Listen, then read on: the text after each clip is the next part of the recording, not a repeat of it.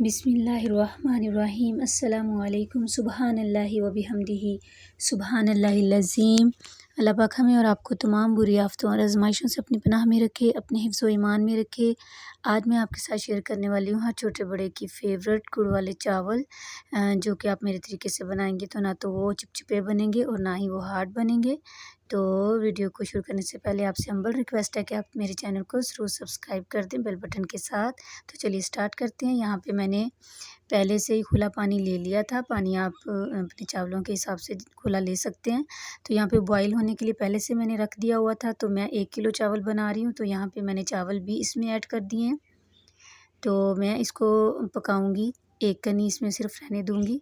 हम एक कनी रहने देंगे या तो फिर बिल्कुल हार्ड हार्ड से चावल जो होते हैं ना उस तरह के भी रख दें तो फिर भी बहुत अच्छे बन जाते हैं, लेकिन मैं एक कनी छोड़ूंगी। तो यहाँ पे मैंने चावलों को भी छान के रख लिया, साइड पे पानी से निकाल लिया है।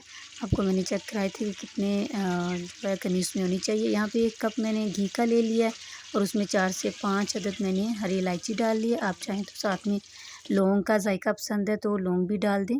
अच्छा, ये यहाँ पे थोड़ा सा इसको हमने कड़कड़ा लिया है इलायची को। तो यहाँ पे मेरे पास थी शक्कर।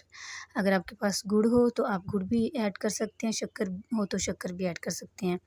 तो यहाँ पे 1 कप पानी का भी मैंने ऐड कर दिया। अब हम इसको यहाँ पे मिक्स कर लेंगे शक्कर के मेल्ट होने तक। अच्छा, मैंने लिए हैं, मेरे पास थे 2 मग चावलों के, मतलब वो किलो बनते हैं, और मैंने उसका हाफ़ शक्कर का लिया है। तो मैंने उसको नाप के लिया क्योंकि शक्कर थी वो नापी गई। अगर आप गुड़ लेते हैं तो आप 750 ग्राम गुड़ 1 किलो चावलों में डाल सकते हैं।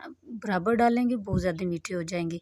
अच्छा, वहाँ पे ये गुड़ जो है हमारा मेल्ट हो चुका था, तो शक्कर जो है तो उसको मैंने छान लिया। छानना ज़रूरी है क्योंकि शक्कर या गुड़ में तिनके वगैरह होते हैं।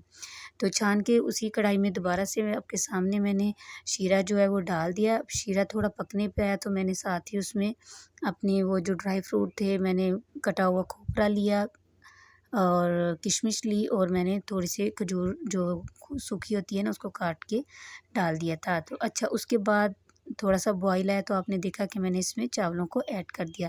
अब हल्के हाथों से हम इसको मिक्स कर लेंगे। बस हमने इसको थोड़ा सा ही मिक्स करना है, ज़्यादा नहीं करेंगे ताकि हमारे चावल टूटे नहीं। तो ये आप देख सकते हैं हल्का हल्का सा बबल भी आपको बीच में नज़र आ रहे हैं वो शीरे के। तो बस इतना से में ही हम इसको दम के लिए रख देंगे, इसको ऊपर से प्लेन करके चम्मच की मदद से। तो ये आपको दिखाने के लिए यहाँ पे स्लो रखी है कि इतना इतना बीच में होना चाहिए। तो इस तरीके से प्लेन कर देंगे चम्मच से, और गीले पोने का मैं इसको दम दूंगी, गीला पोना करके निचोड़ के। तो फिर ढक्कन पे लगा के इस तरीके से 5 मिनट मैं इसको हाई फ्लेम पे दूंगी, और बाद में इसको 20 मिनट के लिए मैं लो फ्लेम पे दम पे रख दूंगी।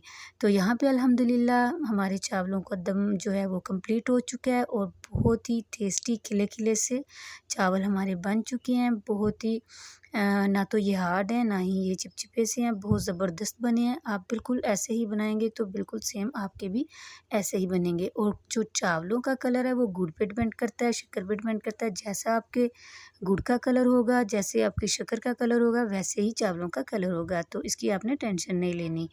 तो यहाँ पे हम इसको डिश आउट कर लेते हैं। आप मुझे उम्मीद है कि आपको ये मेरी रेसिपी बहुत अच्छी लगी होगी। अच्छी लगे तो प्लीज़ इसको लाइक करें और कमेंट भी मुझे बताएं कि आपको ये कैसी लगी।